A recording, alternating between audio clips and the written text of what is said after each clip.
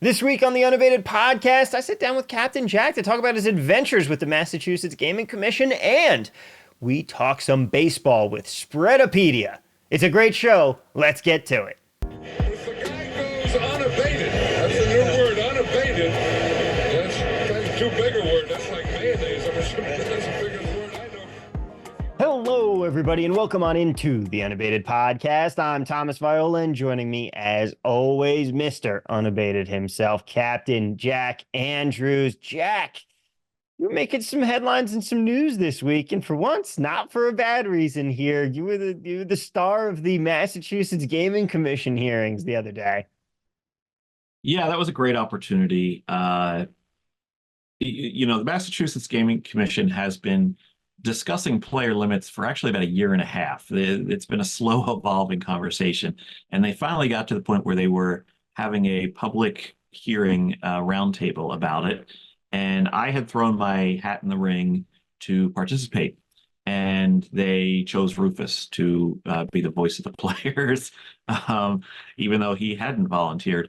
Anyway, he was going to be away in England during that week. So luckily, I was the backup choice. And so I went on there. And for those of you who haven't watched it, what happened is they invited all the operators from the state of Massachusetts to explain to them why players get limited for winning. And all the operators, save for one, opted not to attend, which is very confusing for your regulator. You don't want to piss off the regulator, right?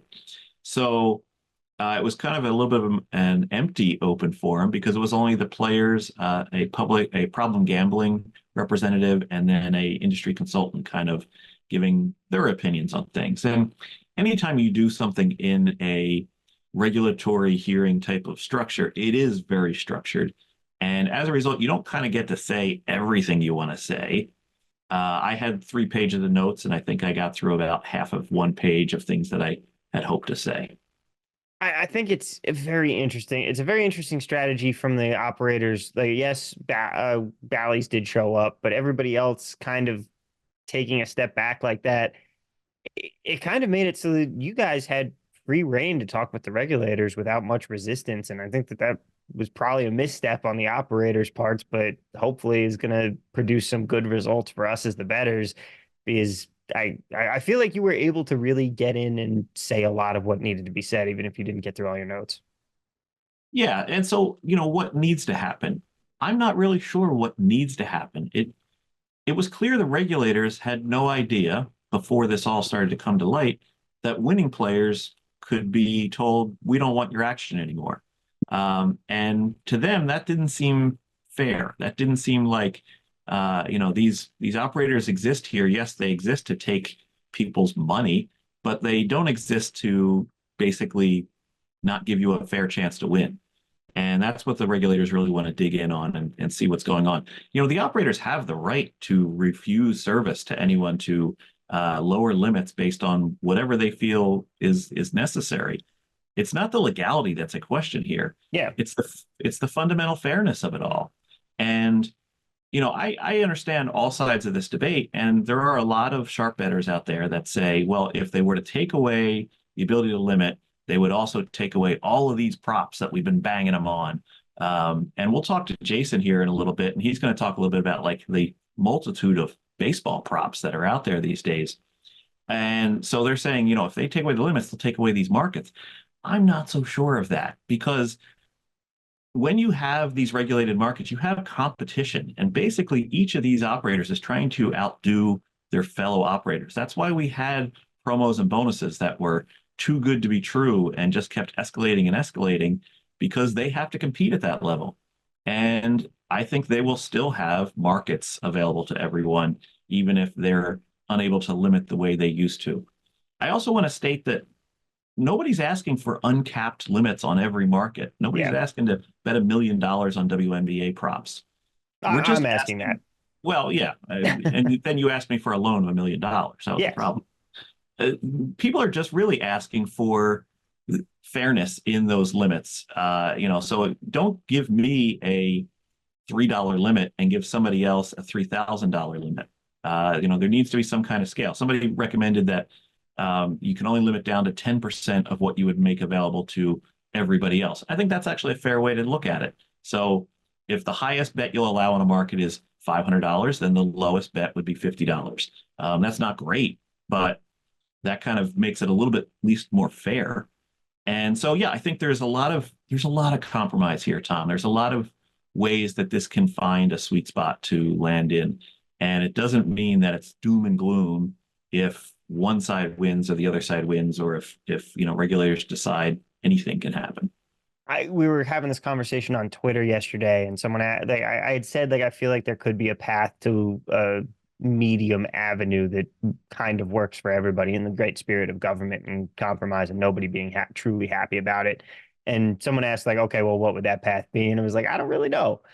I I've thought about it. I feel like I could envision a future where it's some sort of deal where they say, okay, look, you're going to get limited on extra markets, the derivatives, partial gain, Mhm. like derivatives, exotic props, things like that, and also say, but we have posted limits for mainline markets, and that stuff you can't get limited off of. I could see something like that Yeah, being the future, and that being an avenue that's sort of making everybody happy to an extent and keeps menus wide for casual recreational bettors while kind of protecting the books from really getting beaten by sharp bettors on some of these more exotic stuff, but also still letting sharps kind of get down.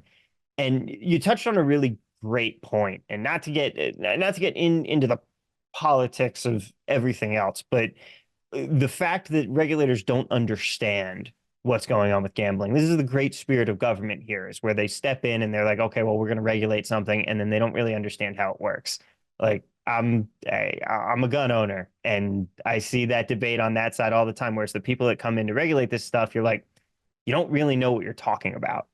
And it's great seeing at least Massachusetts taking a vested interest in this and saying, okay, well, we're actually trying to speak to the right people and find out all sides of this debate and figure out what's actually going to work for everyone in the population. Because this does, with the popularity of sports betting at this point, this does affect everyone to a degree. If you're the casual bettor, it's about protecting you from predatory practices you don't realize that are going on. If you're a sharp bettor, you're just trying to make a living and get down. And if you're an operator, you're trying to make money for your business. And there's nothing wrong with any of that, but it's just we have to make sure that it's a level playing field for everybody, however that ends up looking. Do you think yeah. that, oh, go for it. No, I just wanted to add in there. Look, the operators face some poor regulations as well. Yeah. I actually brought that up in the meeting.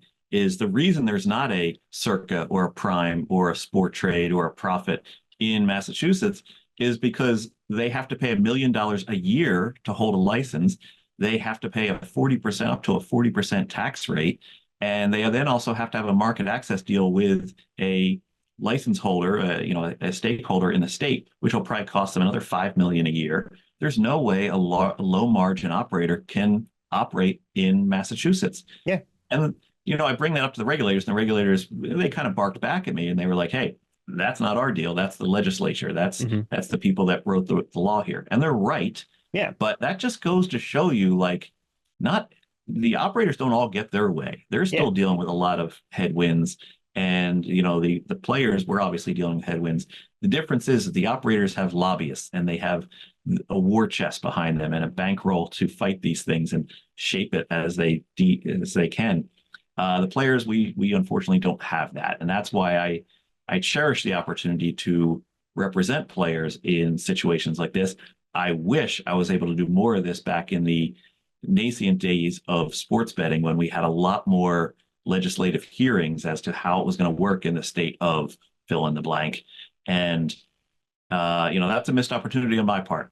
And I regret that. But we do need player representatives in situations like this that can speak clearly and concisely on what needs to happen. Yeah, and I mean, you see it in Illinois now. Now they might be dealing with a tax hike when it comes to their sports betting, and that could fundamentally change things. And yeah, the operators are doing some lobbying and advertising, saying, "Oh, hey, call your congressman because this tax hike could impact prices and impact the way you bet and all that." But they're not wrong. They're not being disingenuous in saying any of that. And the big fear is that we could get to a point. I've talked with some people over in Europe on some demos that I've done. By the way, if you want to schedule a one-on-one demo, use the link in the description below, but we'll talk more about that later. I talked with someone in Germany who was like, yeah, they tax us on every bet. Like win or lose, you get taxed upfront on the bet. And it's just how do you make a profit as a bettor doing something like that? Yeah, you can't. You can't. They also don't tax gambling income in a lot of European countries, though. So there's that for the Yeah. players.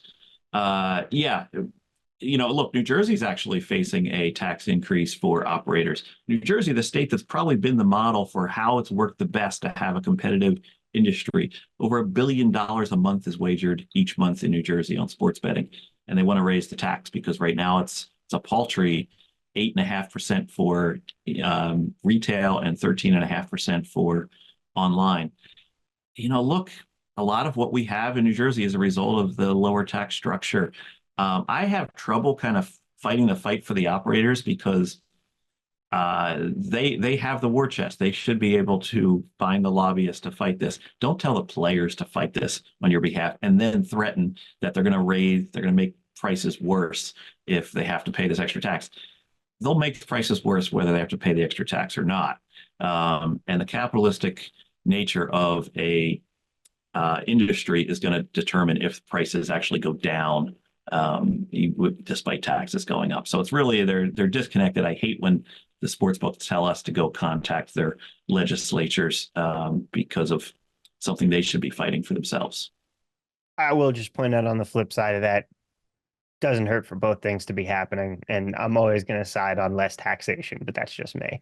Do you think, my last question for you, because we have a fantastic episode, we're going to be getting to Jason Weingarten and talking a lot of baseball here in just a minute. But my last question for you on this, do you think that we'll see other states kind of looking at the example Massachusetts is setting here, and we'll be seeing some of these hearings and seeing some of these regulatory bodies saying, okay, we're going to open the forum up and talk to people? Because that in itself seems like a good thing that more states should be doing. I think we will. I think yesterday was heard by a lot of people that didn't even know there was such a thing as the MGC, didn't know that they have these public hearings all the time. In fact, I saw many tweets yesterday of like, I had no idea this was happening today. Other states took notice, especially when those operators chose not to attend. That was like as a lot of people call it, that was like a middle finger to all regulators out there. That's only going to embolden them. And regulators are going to say, what is it you're hiding? What is it you think you can't say in public that you limit recreational bettors that win too much? Because they're coming out of the woodwork left and right. A lot of people criticize gambling Twitter as being an echo chamber of just, a handful of bettors. It's not, though. It's everyone that's talking about gambling, and that's sometimes tens of thousands of people. I see the engagement on some of these tweets, hundreds of thousands of engagements that people see these tweets being made across gambling Twitter, and they're forming their opinions. So, it's out there. I don't know that all states will take a proactive measure on this, but there's some that will probably say, wait a minute, let's get to the bottom of this. And it's not like we need wholesale changes. We just need it to be known that sports books are a little bit disingenuous. I've never known a sports book that has limited someone due to problem gambling. I've known people that have set voluntary exclusion measures to limit themselves for problem gambling, but I've never known a sports book that actually stopped it and go, whoa, whoa, whoa, you're losing too much. We're going to set these limits to all your bets now. They use that as an excuse to limit sharp bettors. I've been limited on Bet365, even though I was up $50,000 because they told me I was exhibiting problem gambling. Not my problem, your problem. But yeah, so look, I'm getting wound up on this again, but the point being, there's so much out there that still needs to be discussed and still needs to be talked about. And hopefully some states are going to take notice and continue this conversation. We can hope for that to happen, and we'll see what it does. But for right now, I think it's time that we get to some baseball. I told you before when we were planning this podcast that I was like, prep for an extra long intro segment this week because I knew we would have a lot to talk about. But hey, we have a fantastic conversation with Spreadapedia, Jason Weingarten coming up. We're talking more baseball. I think we should get to it. Yeah, let's do it. And everybody, welcome on back into the show, Spreadapedia himself, Jason Weingarten. Jason, thank you so much for joining us today. Excited to talk some baseball, but before we get into that, I have to ask, how was your trip across the pond this weekend? Looked like you had an awful lot of fun. Yeah, it was great. Got to go to my second ever soccer game. Got to see Crawley Town there with Preston get promoted to League One. And yeah, if you saw the videos or any of the pictures on Twitter this weekend, it was a very fun game to be at. And, having getting to not just or having followed it for 2 years, the ups and downs of the whole saga. Getting to be there in person was pretty enjoyable. Yeah, that is, I mean, I know firsthand what an awesome experience that can be just as a neutral observer. I can't imagine what it's like when you have an active, vested rooting interest in one of the teams, the rooting and technically financial. You've got a slice of the team like that. That must have been awesome. I was at the League Two playoff final a couple years ago, and then we also did the EFL playoff final, like for the right to go up to the Premier League. Absolutely incredible game. That is an awesome experience. I wish I could have gone with you guys. Rufus was like, "Oh yeah, come out," and I had to go to my sister's law school graduation that weekend, unfortunately. But it was very funny. She graduated from Santa Clara, and it was in their basketball arena.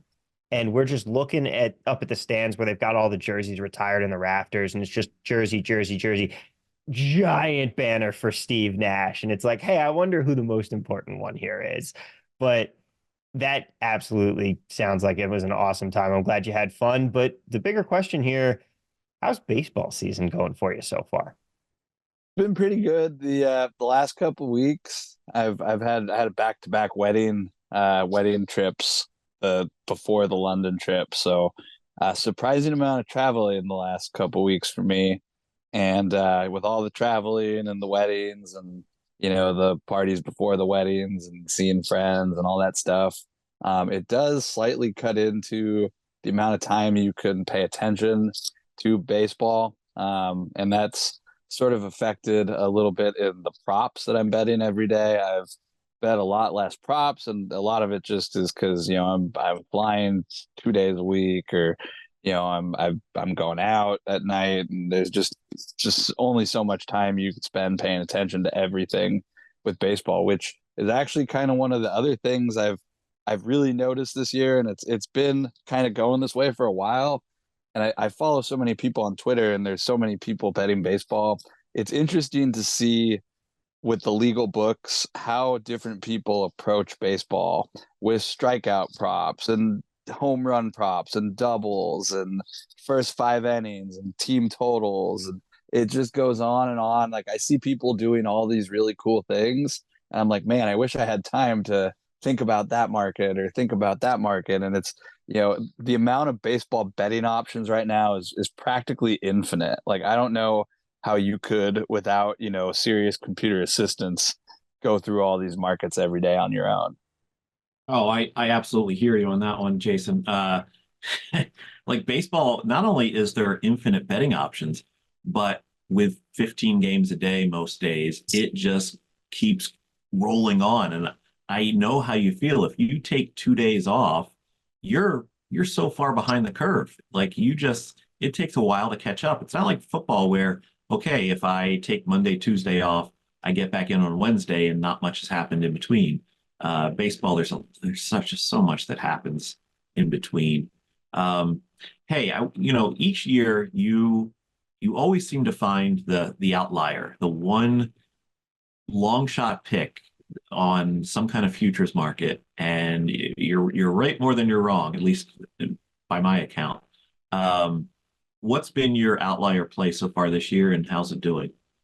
Well, so the rookie of the year stuff, really interesting. Interestingly enough, you have 4 pitchers currently the favorites in the National League, so it's kind of a unusual market there. I don't know how, if you were to ask me, obviously Imanaga is in the lead right now, but between him and Yamamoto and Jared Jones and Paul Skeens, it's like, how do you rank them? It's tough to kind of give any sort of order there outside of Imanaga right now being first. And I do tend to not like betting pitchers in this stuff. So the guy I ended up, I think, with like the best longest number. I have some Andy Paheads at 200 to 1. I think I have some more at 125 to 1. It's currently 20 to 1. He's Dodgers outfielder, but it's been a weird year with the rookie of the year stuff, because we went into the year with the Jacksons, Jackson Holiday, Jackson Churio, Jackson Merrill, all, close to the top, and they have done nothing. In fact, I think Jackson Holiday right now, who was one of the favorites before he even took a MLB at bat, he's 90 to 1 for rookie of the year. So it's kind of unusual. Another guy who was a big prospect, Wyatt Langford, he's 60 to 1. Evan Carter, the other preseason favorite in the AL, he's 9 to 1. And you have Mason Miller, a relief pitcher on the Oakland A's at plus 125. Wow. I just don't understand. Like, you want to back a relief pitcher on the Oakland A's one third through the season at a short number like that, or you want to take Shota Imanaga at minus 110. I can't do that right now. It's too early in the season still to really buy any of these pitchers at low numbers. So I'm still kind of looking. I'm still waiting. I've said before, I really don't think the first 25-30% of the season is necessarily the most important part of the season for rookie of the year stuff. So guys still have a chance to come up and make an impact and jump into the race now. The numbers we're seeing don't necessarily look like the numbers we're going to see 2 months from now. The other guy I'd say is Chris Sale. I bet him at, I think, like 30 to 1 or 40 to 1 for Cy Young. He's 9 to 1. Still behind 3-4 other guys, but it's a nice ticket to have right now. I was going to ask you, but you kind of already answered it. But are we still at the point in the season where guys can be coming up from the minors and making their start? Yeah. I would say, and history has shown us, Michael Harris came up a couple months into the season and won. Yordan Alvarez came up. I think he came up almost at the end of June. And, he obviously had an insane season, and not everyone's going to come up and be like Yordan Alvarez, but guys come up and do things. And, the end of the season is more important than the beginning of the season. I just think it's crazy. Like, let me go through and tell you real quick. Like I said, in the American League, got Mason Miller as plus 125, a favorite relief pitcher in Oakland. Can't get behind that. You got Colton Cowser. He's the second favorite. Plus 360. He's fine. Like, he's doing fine. I don't think he's gonna win rookie of the year in the end of the year. And then you got Luis Gill, or is it Luis Hill? Like a GIL, do you know if it's Gill or Hill? One of the two, the pitcher on the Yankees. He's got neck tattoos. I don't bet on guys with neck tattoos. Don't care what number I'm getting. Guys with neck tattoos don't win awards. But I just think these markets are crazy. There's gonna be value further down the board. Then like Jackson Holiday, 90 to 1, Wyatt Langford, 60 to 1. I'd take those all day over a Yankee pitcher with neck tattoos and a relief pitcher on the Oakland A's. I think that market's crazy, actually. Jack, have you ever heard that piece of advice before on betting? Don't bet neck tats. I just added it to my 10 commandments of betting. Don't bet. The 11th commandment. Yeah. Well, I just bumped one out. You no longer bet sharps bet early, squares bet late. I took that one out and replaced it with no neck tattoos. Guys with neck tats, it's a thing. I don't know. I just it's bad sign. Don't waste your money. How about from a team perspective? Have there been any, what are the biggest surprises to you so far this season? I mean, we had the Pirates start off hot and cool down, which I feel like they definitely did last year, and I feel like they do that an awful lot, and they regressed back to the mean pretty quickly. The A's had that little bit of a hot streak. Are you particularly surprised by the Astros and their struggles so far? Going to the flip side there, what have you seen from a team perspective that's been a real surprise? The Astros, I'm only a little bit surprised. When I saw James Click left the front office, it's unusual you see a World Series winning general manager walk away from a team like that. And it made me think that he, was having some friction with ownership and wasn't, wasn't accomplishing what he wanted to accomplish anymore. So I was a little worried, especially when I saw the owner Jim Crane is listening to former players and has advisors. It sounded like it was a too many cooks in the kitchen situation with the Astros. So I'm not totally surprised, but honestly, they're 22 and 27 right now. I still think they're going to win the American League West. They're a good team. Jose Abreu could turn his season around. If they can get anything out of him, I think they have a good lineup. They have a lot of pitching coming back off the DL later in the season. So I actually think the Astros are going to be fine. I think the most surprising thing maybe is the Philadelphia Phillies playing so well. Last I checked, they have the best record in baseball. I don't know if anyone saw that coming. I certainly did not. Yeah, that Jessica Brand, definitely actually. that What'd definitely you came say? out of left field. So we had Jessica Brand on Oh, one. and she said she liked Phillies, She told us the Phillies are going to come out hot. So a and they did. combination I of mean, they schedule, I are guess. Yeah. crushing it. They're playing very well. Might it's still early, but might take the division from the Braves. Braves have been interesting. They've gotten nothing so far really out of Ronald Acuna. I'm hoping that's probably going to turn around, but yeah, the main thing I notice, I tend to focus more on who the bad teams are early in the season, and we've seen some bad stuff out of the White Sox, the Angels, the Marlins. It's unusual to see teams, to not that they're not trying, but I've practically eliminated these teams from serious contention. Like I don't even pay attention to White Sox games anymore at this point in the season. I don't care, and it's unusual to have that this early in the season. Usually you don't pop up like that till end of July or August. Hey, can anyone chase the White Sox for being just the absolute worst team? I mean, are they on pace to beat the A's from last year? The Rockies have been surprisingly bad, even with like a 7 game win streak, their first 7 game win streak in the last, I think it was like 10 years or 8 years or something. They're 15 and 32. I mean, we're really starting to see, and this is something that's been in motion for the last couple of years, and you hear baseball people talking about it, but the bad teams continue to fall further behind. And you see, teams like the Angels that have no organizational depth, the Rockies that have no clue how to run a team. You see teams like that falling farther behind, and you wonder how many years is it going to actually take them to catch up and be competitive? Are they ever going to be competitive? Is it going to take a change in ownership? What's it going to take? Because clearly there's things going wrong with several teams in baseball right now. Now the Dodgers, I know you are being in Southern California, you have an interest in those Southern California teams. The Dodgers started out the season just probably a little bit under expectation. Now they're getting back into the swing. Um, was there an effect there on maybe Otani in kind of getting warmed up to the National League? What do you feel the difference has been for the Dodgers? I mean, I think they've been fine. Go through, ups and downs like any team. They're 33 and 18 right now. I don't know if the slow start really had much to do with anything. Maybe just settling into the new stadium and new teammates, whatever. But yeah, the Dodgers. I don't know. I don't think they've really had many problems. Like their offense has been, or the back of their offense has been a little shaky.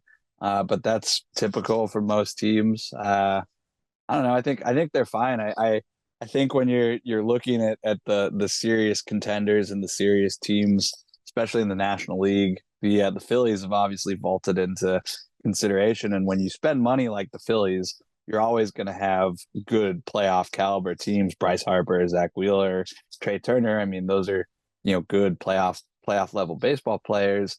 But I see the top of the National League with especially the Phillies, Braves, Dodgers just still pulling away from everybody else. They're heads and shoulders above the other contending teams.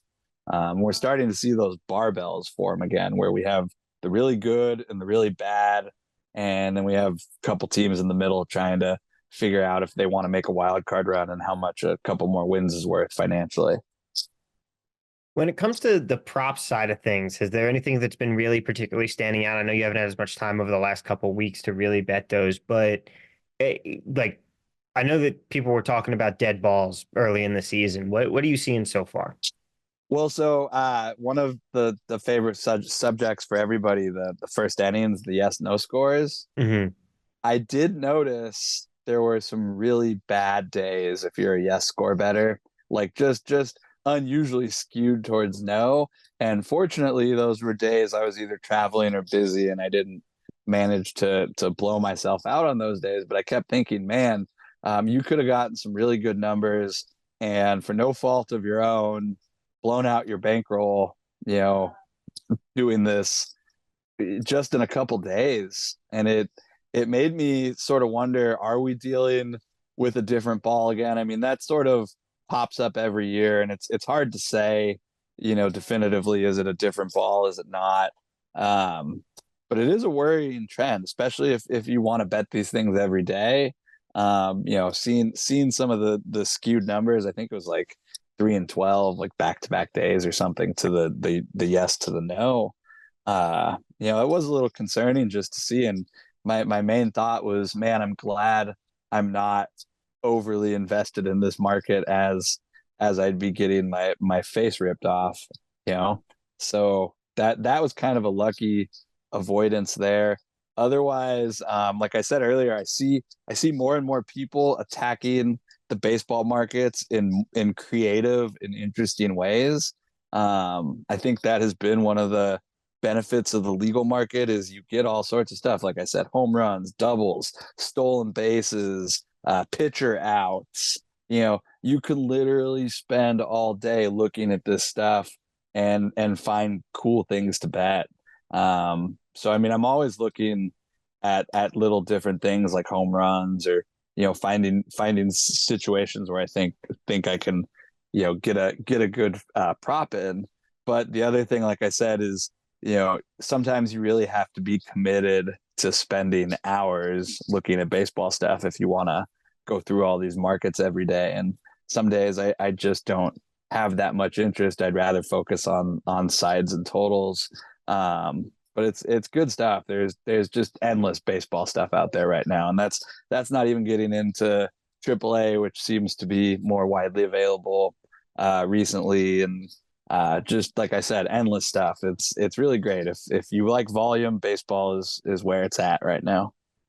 I was actually telling one of our on our premium live streams earlier today, gave a story of how I used to bet the first pitch of games and what my angles were there. And I noticed this year that you can do that at the regulated books now. You can bet on the first pitch of each half inning.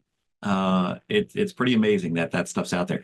I'm not sure it's actually beatable. The ways I was beating it back then are different than the ways I would attack it now.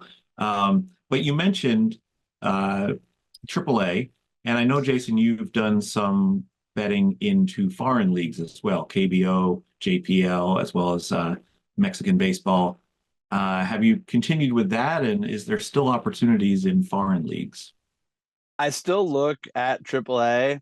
I bet less AAA games on a daily basis, but it's always nice because a lot of times there's day games, and there's games early in the morning on the West Coast, so there's more opportunities to put stuff in play earlier in the day there. I don't focus on the international leagues. I don't like the Korean league. I don't like the Japanese league. And a lot of it has to do just with the time. Like when you're betting baseball, you're betting baseball in the morning, you're betting baseball in the afternoon. Then you get a whole nother wave starting in Asia or East Asia overnight. And I just don't want more baseball at that point. I don't want to wake up at 5 a.m. and look at Japanese baseball scores and see what I lost while I was sleeping. So I've just stopped paying attention to that for the most part, and it's had benefits. I do enjoy the AAA stuff because it's still, the ability to follow beat writers and the people who follow the teams. You can still get good information. You have an idea who's tired, who's been on the road too long, who wants to come home, all that sort of stuff. And there's always good situations with rehabbing pitchers and players doing rehab stints and finding the different little quirks in the scheduling in AAA. So I pay attention to that, but mainly MLB is where it's at right now.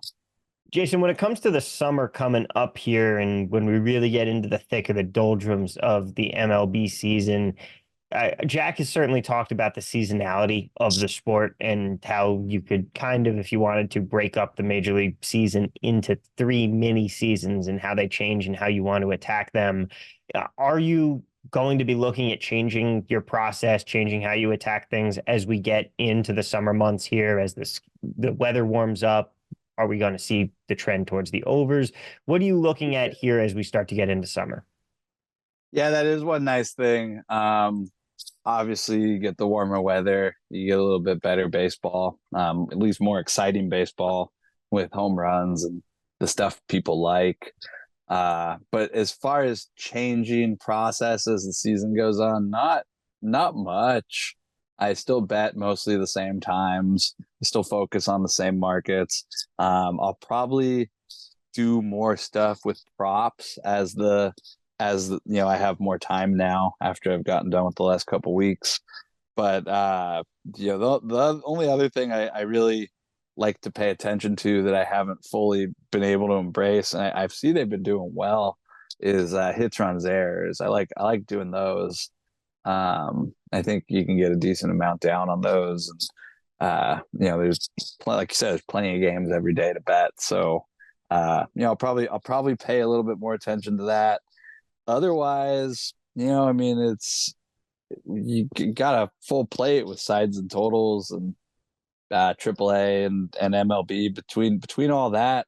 Honestly, it's kind of one of those things. I don't know if you have any input into this, Jack, but like the older I get, slightly as I'm slightly getting older these days, like the doing multiple sports and multiple things and betting the NBA playoffs on top of doing all this stuff, like it becomes more work, to follow this much stuff. And I started thinking, I'm like, how did I used to do that? How did I used to pay attention to all this stuff at once?